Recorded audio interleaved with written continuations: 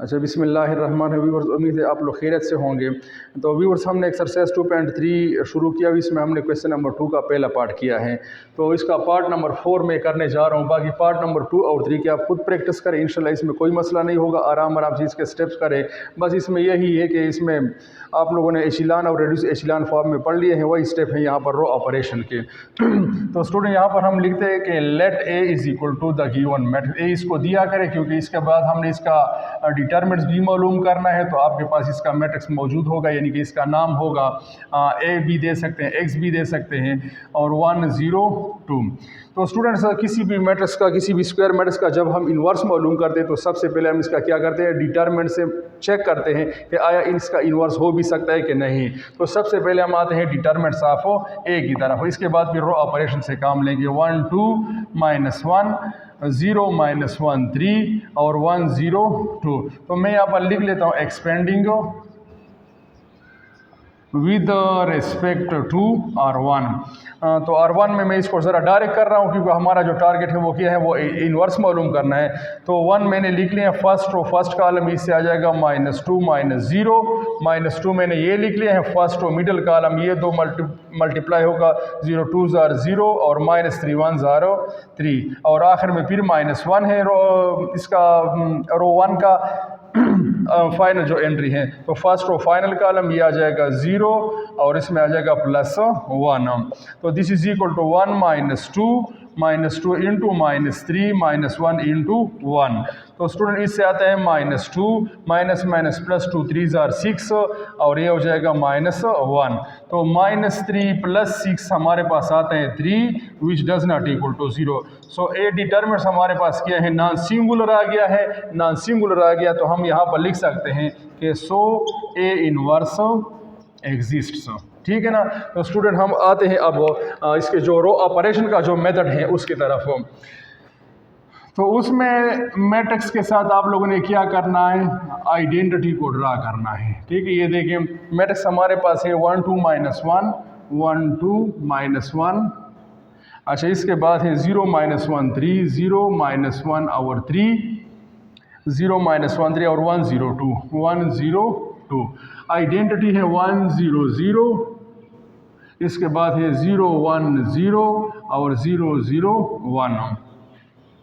तो स्टूडेंट, आप देखें अब हमें इस पे रो ऑपरेशन करने, और यहाँ पर लेफ्ट साइड पर हमने ये मैट्रिक्स लाना है, यानी कि आइडेंटिटी लाना है। इसके लिए मैंने यहाँ पर ऑलरेडी यहाँ पर इसका मॉडल लिखा हुआ है, यानी यहाँ पर आप लोगों ने ये आइडेंटिटी मैट्रिक्स लाना है। ठीक है ना। और जब यहाँ पर आइडेंटिटी आ गया तो इस साइड पर, राइट साइड पर जो मैट्रिक्स होगा वो क्या होगा, वो ए इनवर्स होगा। ये पूरा मेथड है इसका। ठीक है ना।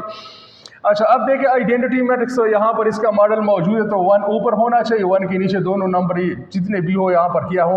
यहाँ पर अगर नॉन ज़ीरो हो तो उसको भी ज़ीरो करेंगे। यहाँ पर हमारे पास ऑलरेडी एक 0 आया है और एक 1 को हमने 0 बनाना है। तो स्टूडेंट, इस 1 को हमने 0 करना है, और इस 1 को आप इस 1 के बेस पर 0 कर सकते हैं। तो ये 1 कहाँ पर लिखा है, R3 में लिखा हो। इससे इस 1 को माइनस कर रहे हैं। ये कहाँ पर लिखे, ये R1 में लिखे हैं। तो ये हम यूज़ कर रहे हैं। देखिए अब आप R3 में चेंज आएगा। ठीक है, R3 में जब चेंज आएगा तो R1 और 2 को हम इस तरह लिखने जा रहे हैं 1 2 -1 1 0 0। ये हो गया है R1, और 2 किया है 0 -1 3 और 0 1 0। अब देखिए R3 से R1 को माइनस कर रहे हैं, तो 1 -1 से आ जाएगा 0 0 -2 से आ जाएगा -2 2 माइनस प्लस 2 + 1 से आ जाएगा 3। अच्छा, यहाँ पर क्या है, 0 -1 से आ जाएगा -1, R3 से R1 को माइनस कर रहे हैं, 0 -0 से आ जाएगा 0, और इसी तरह R3 1 -0 से आ जाएगा 1। ठीक है ना। तो देखिए स्टूडेंट, हमारे पास 1 जो ये हमारे पास आ गया है 1 0 0। अच्छा, अब इसके बाद क्या करना है, यहाँ पर हमने 1 लाना है जो कि ऑलरेडी हमारे पास है, लेकिन चूंकि -1 है इसको हम प्लस कर सकते हैं। ठीक है ना। इसको प्लस किस तरह करेंगे, सेकंड कॉलम को देखिए, ये देखिए। अब सेकंड कॉलम के लिए हम स्टेप कर रहे हैं, यहाँ पर मिड में 1 होना चाहिए जो कि ऑलरेडी है, सिर्फ इसको प्लस करना है, बाकी ऊपर नीचे 0 होने चाहिए। तो इस माइनस को हम किस तरह करेंगे, प्लस मैंने लिखे है कि -R2, यानी कि रो 2 को क्या करे, माइनस से मल्टीप्लाई करना है। तो दिस इज इक्वल टू, अब देखिए चेंज किस में आएगा, R2 में आएगा। सो 1 2 माइनस 1 और रो 1 को इस तरह लिखते हैं 1 0 0। अच्छा इसी तरह रो 2 में चेंज आ रहा है तो 0 इसी तरह होगा, ये प्लस साइन सारे चेंज हो जाएंगे, माइनस से मल्टीप्लाई कर रहे हैं, -3 0 -1 और फिर 0। तो बाकी R3 को इसी तरह लिखेंगे 0 -2 3 और -1 0 1। तो स्टूडेंट आप ये स्टेप देख लिया, इसमें हमने क्या किया, सिर्फ R2 के साइन चेंज कर लिए हैं। अब इस 1 के बेस पे हमने इस 2 को और इस 2 को क्या करना है, 0 करना है। तो स्टूडेंट ज़रा आप इसको सोचें, अगर इस 2 के साथ हम इस 2 को प्लस करें तो ये आसानी से 0 हो सकता है। तो मैं स्टेप अपने आप को कोशिश करें फ्रैक्शन से बचाएं। तो मैं लिख रहा हूँ कि R1 प्लस R1 और R3 को प्लस कर रहे हैं, ठीक है ना। तो किस तरह इसको प्लस करेंगे देखें, करस्पॉन्डिंग को प्लस करें, चेंज R1 में आएगा, R1 में चेंज आएगा, R1 टॉप पे लिखा है तो 1 + 0 से क्या जाएगा 1 आ जाएगा, 2 - 2 से क्या जाएगा, देखिए प्लस माइनस से फिर माइनस हो जाता है तो ये 0 हो जाएगा, -1 के साथ 3 को प्लस करें ये 2 हो जाएगा। अब यहाँ पर आप आ जाए 1 - 1 से क्या जाएगा 0 हो जाएगा, 0 0 से 0 आएगा, 0 + 1 से क्या जाएगा 1 आ जाएगा। चेंज आ गया है R1 में, बाकी R2 और 3 को इसी तरह लिख लेते हैं 0 1 - 3 और 0 - 1 0, इसी तरह 0 - 2 3 और -1 0 1। तो स्टूडेंट आपने देख लिया कि 1 के ऊपर जो 2 था उसको हमने R1 + R3 से किया 0 कर लिया। अब ये नीचे वाला जो 2 है ये -2, ये लिखा कहाँ पर है, ये R3 में लिखा हुआ है। इस 1 के साथ अगर हम 2 को मल्टीप्लाई करें, इस 1 के साथ 2 1 और 2 1 फिर इसके साथ प्लस करें -2 के साथ, तो 2 - 2 से 0 आ सकता है। इस -2 को 0 करना है, ये कहाँ पर लिखा हुआ है, ये R3 में लिखा हुआ है, R3 + 2 R2। ये फार्मूला हम यूज़ करेंगे, R3 + 2 R2, तो चेंज आएगा R3 में, लिहाजा हम R1 को इसी तरह लिख रहे हैं। देखिए अब आप इसको R1 किस चीज़ के बराबर 102 और इसके बाद हैं 001। अच्छा R2 जो है चेंज R3 में आ रहा है, R2 को भी इसी तरह लिखे 01 - 3 01 - 3 और 0 - 1 0 0 - 1 0। अच्छा इसके बाद R3 में चेंज आ रहे हैं, तो देखिए किस तरह चेंज आ रहा है, R3 + 2 R2, ये दो देखिए दोनों 0 हैं, तो R2 और 3 का चेंज हो तो ये क्या हो जाएंगे, ये 0 हो जाएंगे।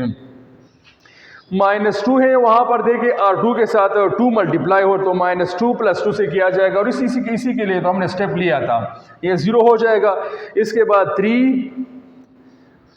3 - 6 से आ जाएगा -3 आ जाएगा। अब इसी तरह -1 + 2 0 से आ जाएगा -1।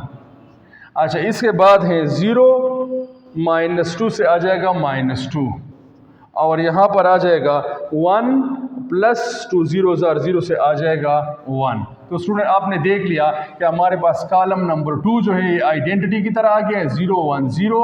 अब हम आते हैं आखिरी स्टेप की तरफ हो। तो स्टूडेंट आप ये अगर यहाँ पर देखें, यहाँ पर हमें 1 चाहिए और इसके ऊपर ये दोनों नंबर क्या होने चाहिए, 0 होने चाहिए। आइडेंटिटी में आप देख सकते हैं ये आखिरी टारगेट कॉलम है हमारा ये वाला।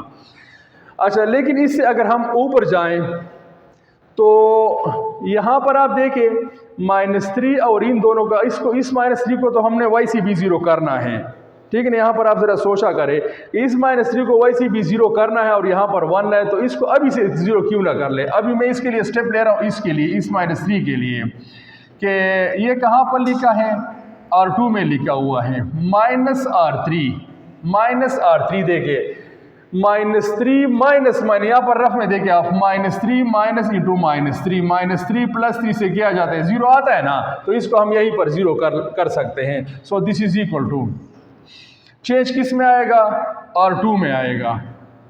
R2 में ये -3 जो है इसको हमने 0 करना है, लिहाजा हम R1 को इसी तरह लिख लेते हैं 1 0 2 0 0 1। अच्छा R2 में चूंकि चेंज आ रहा है लिहाजा हम 3 को इसी तरह लिख लेते हैं, R2 को बाद में देखते हैं -3 -1 -2 और 1। तो अब आप देखें R2 से R3 को माइनस कर रहे हैं, R2 से R3 को माइनस करें तो 0 माइनस 0 से क्या आ जाएगा, 0 आ जाएगा, ठीक है ना। 1 माइनस 0 से क्या आ जाएगा, 1 आ जाएगा। -3 माइनस -3 से क्या आ जाएगा, 0 आ जाएगा, ठीक है ना। 0 माइनस -1 से क्या आ जाएगा, 0 माइनस -1 से +1 आ जाएगा। -1 माइनस -2 से क्या आ जाएगा, -1 +2 से आता है +1 और 0 और -1 से आता है -1। तो स्टूडेंट ये आप लोग इसको रफ में कर सकते हैं, आराम आराम से इसको करें, बाकी ख़ास इसमें लॉजिक नहीं है, बस इस तरह इसमें अरिथमेटिक ऑपरेशन प्लस माइनस और मल्टीप्लिकेशन है। तो अब स्टूडेंट आप आ जाए, हमारे पास 2 स्टेप रह गए हैं। एक हमने क्या करना है, यहाँ पर इसको 2 को 0 करना है, ठीक है ना। 2 को इस 1 के बेस 3 के बेस पे क्या करना है, 0 बना दें। लेकिन हमने पहले इस -3 को क्या करना है, अगर हम इसको 1 बना ले तो फिर हम आसानी से उसको क्या कर सकते हैं, तो 0 कर सकते हैं इस 2 को। तो देखिए मैं लिख रहा हूँ यहाँ पर -1/3 R3, यानी कि रो 3 को हम -3 से डिवाइड करें, इस तरह भी कैसे, इस तरह भी कैसे कि -1/3 के साथ मल्टीप्लाई कर रहे हैं। तो चेंज स्टूडेंट किस में आएगा, R3 में आएगा। लिहाजा हम R1 R2 को इसी तरह लिख लेते हैं 1 0 2 0 0 1, और इसी तरह चेंज R3 में चूंकि आ रहा है 0 1 0 और यहाँ पर 1 1 -1। आखिर में देखिए जितने भी एंट्री हैं सबको -3 से डिवाइड कर दें। 0 0 इससे आ जाएगा 0 0 +1, ठीक है ना। -3 को -3 से डिवाइड करें तो क्या आ जाएगा, +1 आ जाएगा। यहाँ पर आ जाएगा 1/3 और इधर आ जाएगा 2/3 और इधर आ जाएगा -1/3। अच्छा, अब स्टूडेंट हमारे पास इसका जो आखिरी स्टेप आ रहा है, देखिए आप स्टूडेंट यहाँ पर भी आपको अंदाज़ा कुछ ना कुछ लग सकता है कि यहाँ पर हमारे पास डिनोमिनेटर में क्या आ रहा है, 3 आ रहे हैं। और 3 क्या है आप लोगों ने पढ़ा है, 1 और डिटरमिनेंट्स आप ये ए इन्वर्स का एक स्टेप है, और यहाँ पर हमारे पास 3 डिटरमिनेंट्स ऑलरेडी मौजूद है। तो यहाँ से हम कुछ ना कुछ आइडिया ले सकते हैं कि हम सही डायरेक्शन पे जा रहे हैं, ठीक है ना। अच्छा, अब इस 2 को हमने क्या करना है, आखिरी स्टेप है, इस 2 को हम 0 करेंगे, ठीक है ना। अच्छा, तो स्टूडेंट इस 2 को हमने क्या करना है, 0 करना है, फाइनल स्टेप है इसका। तो अगर हम इस 1 को जो कि R3 का एलिमेंट है, ठीक है ना, इसको अगर हम 2 से मल्टीप्लाई करें और फिर इस 2 से माइनस करें तो फिर ये 2 क्या हो सकता है, 0 हो सकता है। इस 2 को हमने 0 करना है, ये कहाँ पर लिखे, ये R1 में लिखा है।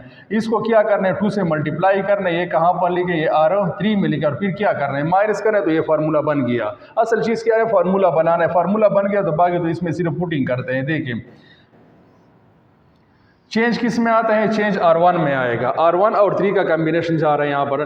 देखिए 1 -2 0 0 1 -0 से क्या आ जाएगा, 1 आ जाएगा। यहाँ पर दोनों 0 है, R1 का एलिमेंट भी 0 R3 का भी 0 है, तो 0 0 के साथ फंक्शन करेगा, 0 आएगा।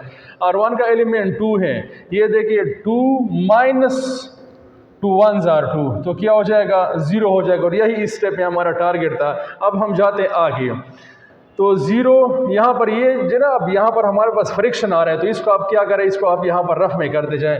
तो 0 ये है R1 का एलिमेंट, इसके बाद -2 फार्मूला है ये। अब इस 0 के नीचे R3 में क्या लिखा है, 1 और 3 लिखा हुआ है, तो इससे आता है -2/3। तो यहाँ पर क्या हो जाएगा, -2/3 हो जाएगा, ठीक है ना। अब हम जाते हैं, इसका दूसरा एलिमेंट क्या है, वो 0 है, लिख लिया। -2 ये लिख लिया। अब इस 0 के नीचे R3 में क्या है, 2/3 है, तो इससे आता है -4/3, ये हो गया -4/3।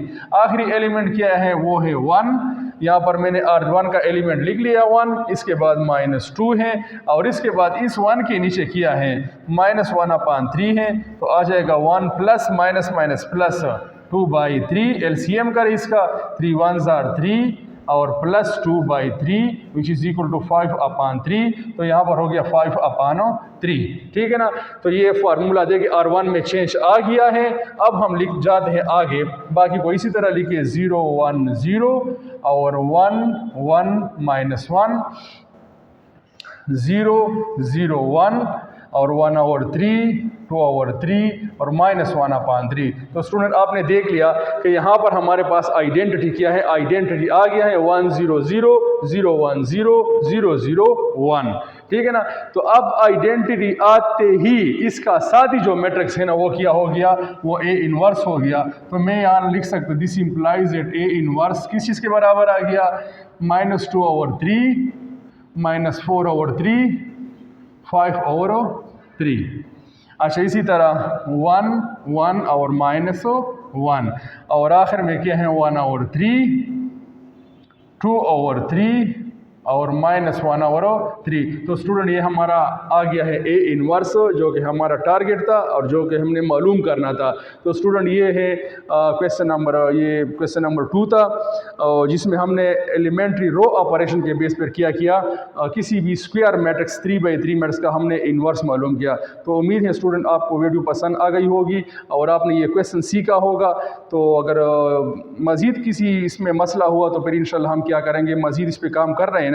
अब आप आगे इसका रैंक आ रहा है, रैंक में भी यही रो ऑपरेशन हो रहे हैं, तो इंशाल्लाह इसमें कोई मसला नहीं होगा। बस सिर्फ आपको ये रो ऑपरेशन जो है ना इसकी सही प्रैक्टिस करें, बाकी इसमें कोई इस तरह मुश्किल काम नहीं है। ठीक है ना। ओके, अल्लाह हाफिज़।